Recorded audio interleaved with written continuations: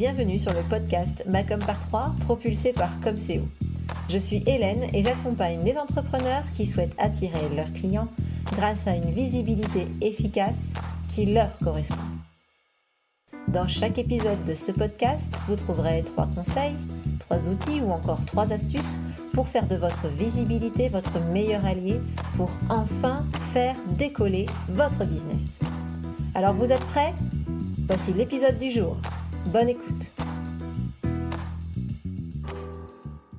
Bonjour et bienvenue dans ce nouvel épisode du podcast Macom par 3, l'épisode 50. Ça y est, j'ai fait 50 épisodes et je suis vraiment ravie de partager avec vous ces quelques minutes que nous passons ensemble et durant lesquelles je partage avec vous ce que je connais, ce que je peux, mon expérience, mes bonnes pratiques et aussi les conseils que je donne à mes clients également.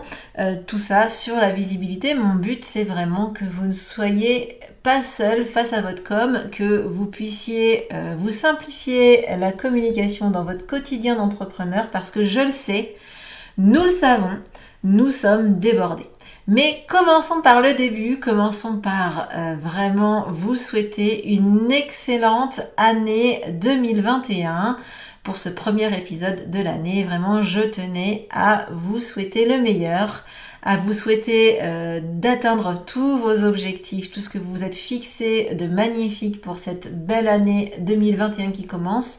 Et puis surtout, je vous souhaite beaucoup de joie, beaucoup d'enthousiasme dans votre business, mais dans votre vie également. Je vous souhaite vraiment tout le meilleur pour cette année 2021.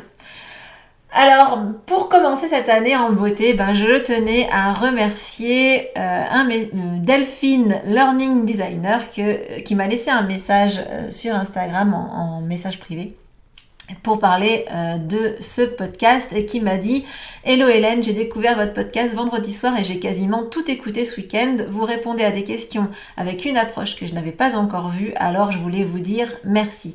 J'ai trouvé plein d'astuces pour développer ma réflexion sur la communication. » Eh bien, merci à toi, merci à vous Delphine de m'avoir laissé ce message parce que ça fait vraiment plaisir de savoir que le podcast, il vous aide dans votre quotidien d'entrepreneur, qui vous amène aussi à réfléchir sur votre communication. Et ça, c'est tout l'objectif que je me suis fixé avec ce podcast. Alors, merci pour votre retour. Et puis, si ce podcast vous aide, vous également, surtout pensez à me laisser un petit message. Ça fait toujours plaisir de savoir que je vous ai apporté quelque chose, que ce podcast vous a aidé et que vous avancez dans votre communication régulièrement aussi grâce à ce podcast. Alors revenons-en à nos moutons.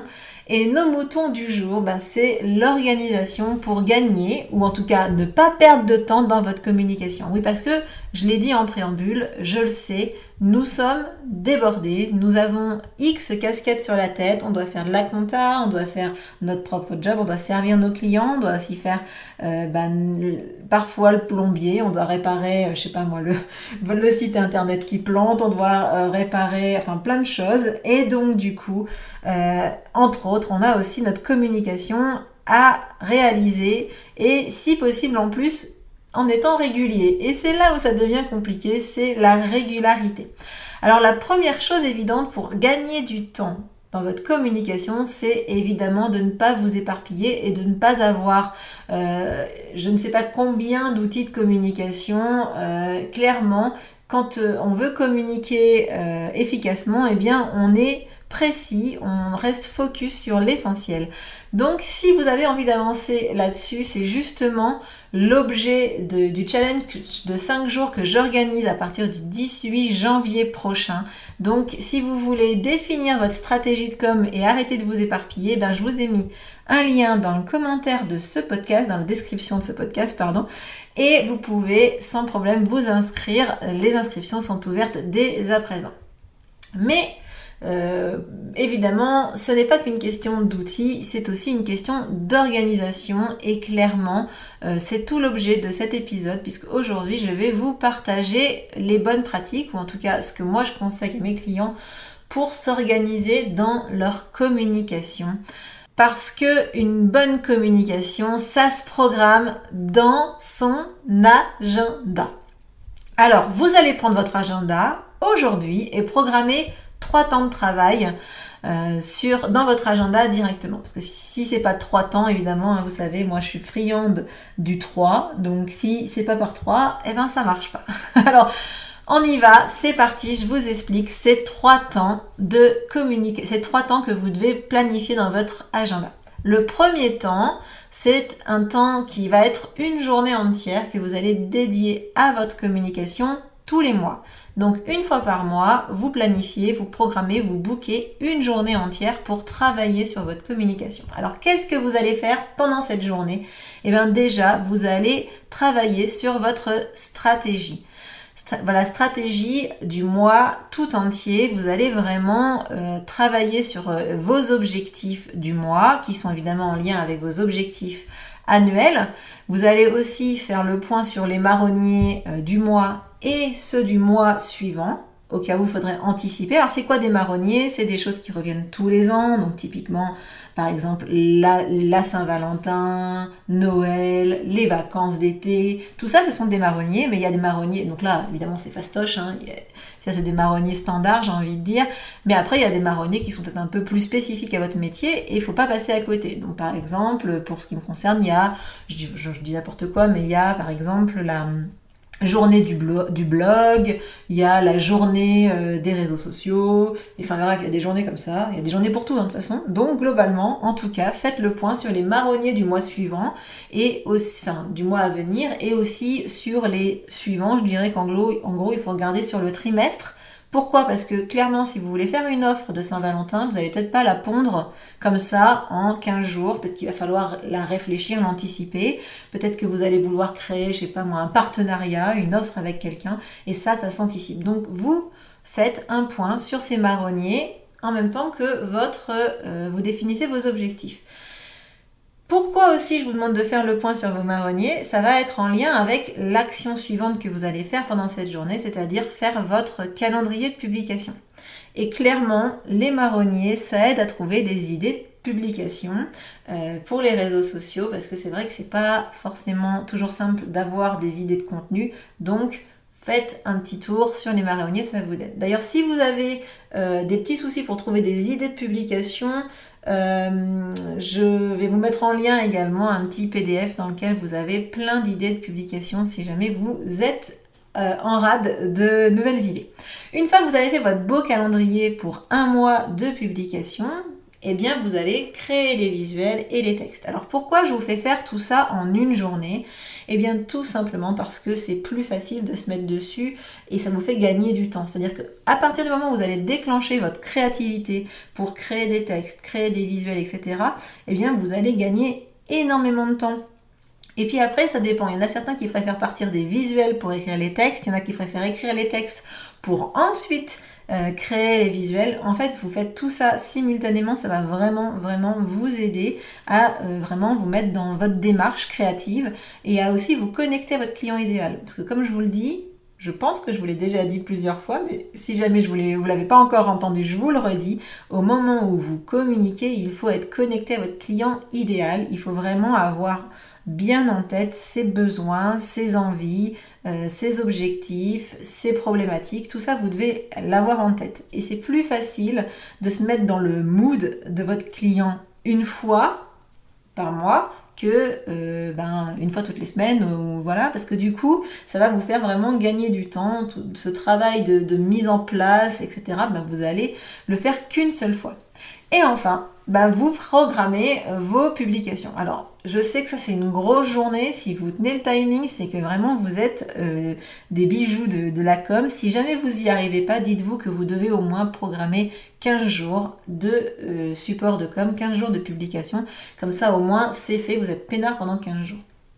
Ça, c'est votre journée mensuel où vous allez vraiment tabasser sur votre communication, vous allez vraiment faire du batching, vous allez y aller au taquet et vous allez vraiment gagner du temps et être hyper productif sur votre communication. Le temps 1, c'est donc une journée par mois. Le temps 2, c'est une demi-journée tous les 15 jours. Donc là, l'objectif, je le sais qu'il y en a plein, j'ai plein de clients qui me le disent régulièrement. Hélène, j'ai pas le temps de d'écrire des articles de blog. Hélène, j'ai pas le temps d'écrire des newsletters. Gna gna gna gna gna. Bon, soit. En fait, c'est pas que vous n'avez pas le temps, c'est que vous ne prenez pas le temps. Donc cette demi-journée tous les 15 jours, elle va vraiment avoir pour objectif que vous créez des contenus, on va dire, plus riches qu'une publication sur les réseaux sociaux. Donc typiquement, ça va être les articles de blog, les épisodes de podcast, pourquoi pas, les newsletters, ça va être la vidéo YouTube, enfin bref, des choses qui vous demandent plus de temps, qui vous demandent plus de réflexion. Pourquoi ? Parce que c'est vrai que c'est ce type de support, ce type de moyen de communication, ça demande de faire des recherches, de se préparer, de rédiger, de mettre en page, de faire du montage si vous faites des vidéos et des newsletters et des épisodes de podcast. Donc ça demande plus de temps. Donc clairement, il va vous falloir clairement une demi-journée pour travailler sur ces supports, pour être un minimum régulier. Et puis surtout, il va falloir aussi créer les outils de com qui vont avec. Parce que clairement, si vous écrivez un article de blog et que vous le dites à personne, il y a peu de chances qu'il y ait des gens qui les lisent. Donc, ce que vous allez devoir faire, c'est aussi créer les publications des réseaux sociaux, les épingles Pinterest, etc. Tout ce qui va bien avec ces fameux supports plus riches. Ok ? Donc ça, c'est le temps numéro 2, une demi-journée tous les 15 jours pour vraiment aller créer du contenu plus impactant, plus riche pour votre communication. Et le troisième temps, c'est un temps un peu plus court, même extrêmement court, puisque c'est 2 fois 15 minutes, tous les jours. Tous les jours, vous vous posez 2 fois 15 minutes. L'objectif là, c'est d'être présent sur les réseaux sociaux de votre choix. On a bien dit, on ne va pas partout, on est pragmatique, on va à l'essentiel. Donc on se choisit 1 ou 2 réseaux sociaux et on y va 2 fois 15 minutes tous les jours pour vraiment commenter, liker, échanger sur des posts, etc. Donc vous allez pas commenter vos propres posts, vous allez commenter les posts des autres, liker les posts des autres, mais aussi et surtout, vous allez répondre aux commentaires et aux messages que vous avez reçus. C'est obligatoire. Quand on vous parle dans la rue, quand on vous adresse la parole, quand quelqu'un vous interpelle, vous dit même juste bonjour, eh bien, dans la vraie vie, on répond. Eh bien, les réseaux sociaux, c'est la vraie vie. Donc, c'est pas compliqué. Quand on répond pas, pour moi, c'est une réelle preuve d'impolitesse.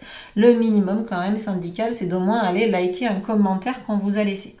Ça, c'est vraiment essentiel.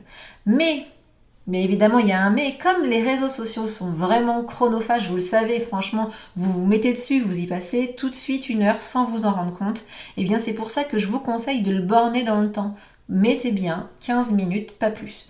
Alors évidemment, si vous êtes le roi ou la reine des réseaux sociaux et que vous avez 100 commentaires, 100 messages privés par jour, 2 fois 15 minutes, ça va être léger. Il va falloir faire peut-être un petit peu plus. Mais en tout cas, normalement, on va dire que c'est un minimum 2 fois 15 minutes pour échanger et interagir sur vos réseaux sociaux. Alors si je récapitule, globalement, vous avez à planifier dans votre agenda une journée par mois.